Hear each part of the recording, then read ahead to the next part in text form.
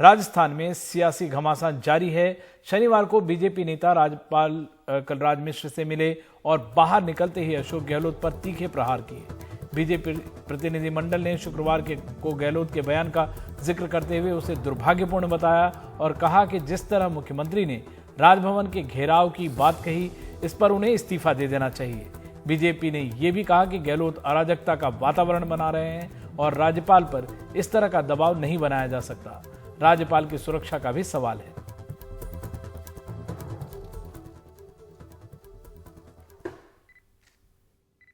राज्यपाल को आप अपनी कैबिनेट का निर्णय दे करके तो आ सकते हो, लेकिन उसका निर्णय उनकी छाती पर खड़े रह करके लेकर के निकलोगे, यह व्यवहार तुम कहां से सीख कर आए? और वे इस संवैधानिक पद को इस ढंग से तुमने कलंकित करने का जो प्रयास किया। मांग करना कैबिनेट का अधिकार है, लेकिन उन सब तथ्यों के साथ मांग करनी पड़ती है। चाहे जैसा पत्र लिख करके आप उनको मजबूर नहीं कर सकते हो। आपने 2 लाइनें लिखी, भगवान के लिए स्वयं अपने मुंह से तो एक बार वापस बोल दो। मुख्यमंत्री जी को कहो कि तुम इस राज्य के मुखिया हो और ये कहा कि कानून व्यवस्था बिगड़ेगी, उसकी जिम्मेदारी मेरी नहीं होगी, तो फिर किसकी होगी? कौन जवाब देगा इस बारे में? अराजकता का पूरा माहौल बनाया जा रहा है और कोई व्यक्ति नहीं, गवर्नर, राजस्थान के गवर्नर को आतंकित करा जा रहा है। ये कैसे संभव है इस प्रदेश के अंदर? पूरी की पूरी अर्थव्यवस्था खराब हो रही है, कानून व्यवस्था खराब हो रही है, जनता त्रस्त है और आप 5 सितारा होटल में बैठे हुए। शनिवार को कांग्रेस की तरफ से खबर आई थी कि अशोक गहलोत शाम 4 बजे गहलोत राज्यपाल से मिलेंगे। फिर मुलाकात का समय सिर्फ शाम 4:30 बजे का बताया गया, लेकिन देर रात तक मुलाकात नहीं हुई। दिन में कांग्रेस विधायक दल और उसके बाद राजस्थान मंत्रिपरिषद की बैठकें हुई। सीएलपी की बैठक के बाद गहलोत ने कहा कि बीजेपी के षड्यंत्र को कामयाब नहीं होने दिया जाएगा और अगर जरूरत पड़ी तो राष्ट्रपति भवन और प्रधानमंत्री निवास पर भी धरना देंगे। गहलोत ने बहुमत के साथ होने का दावा किया और साथ ही कहा कि विधायकों को 21 दिन तक होटल में रहना पड़ सकता है। राजस्थान का सियासी घटनाक्रम लगातार बदल रहा है और लगता है कि और लंबा खिंच रहा है। प्रपोजल तैयार हो गया है। 2 बार कैबिनेट बैठक की गहलोत साहब ने, कल देर रात बैठक की 2 घंटे और आज शाम वापस से मंत्रिपरिषद की बैठक की, जिसमें नया प्रपोजल तैयार किया गया है और गवर्नर साहब के पास भेज दिया गया है, ऐसा हमें बताया जा रहा है। लेकिन इसका अभी तक कोई आधिकारिक पुष्टि हमारे पास नहीं आई है। दूसरी सबसे बड़ी बात यह है कि इस प्रपोजल में क्या है।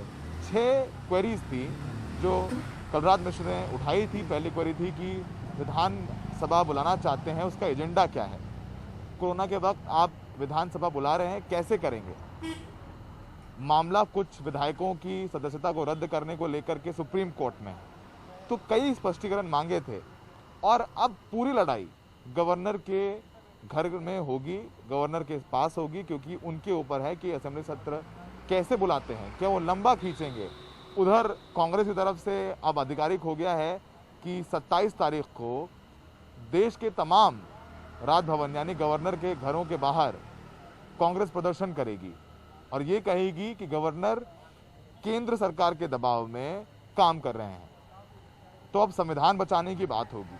वहीं दूसरी तरफ एक राजनीतिक लड़ाई भी चल रही है। कल 102 विधायकों के समर्थन पत्र सौंपे हैं अशोक गहलोत ने कलराज मिश्र को। दूसरी तरफ सचिन पायलट कहाँ हैं? लगातार अशोक गहलोत मीटिंग कर रहे हैं, लोगों से मिल रहे हैं, लेकिन अभी तक सचिन पायलट सामने नहीं आए हैं। वो ये जरूर कहते रहे हैं कि वो कांग्रेस में है, बीजेपी में नहीं जा रहे हैं। लेकिन सवाल ये उठता है कि अगर वो कांग्रेस में है तो क्या वो कांग्रेस के कार्यकर्ताओं से मिल रहे हैं? क्या वो दिल्ली में है तो क्या वो AICC जा रहे हैं? ऐसा वो क्या कर रहे हैं जिससे ये संकेत जाए कि वो अब भी कांग्रेस में है?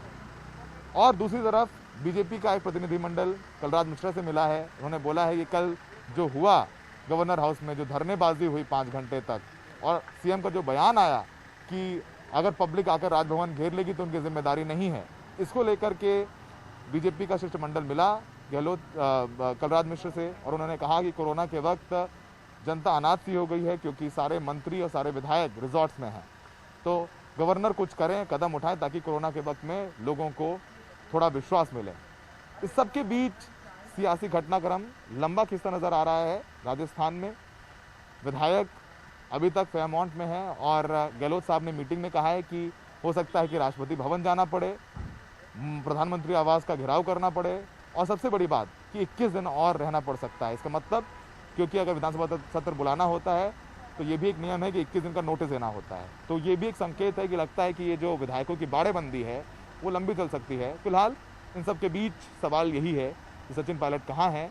अगर वो कांग्रेस में हैं तो वो ये दिखा क्यों नहीं रहे हैं कि वो कैसे कांग्रेस में हैं, वो किस बड़े नेता से मिल रहे हैं, क्या वो किसी कांग्रेस दफ्तर में जा रहे हैं, क्या कांग्रेस के कार्यकर्ताओं से मिल रहे हैं।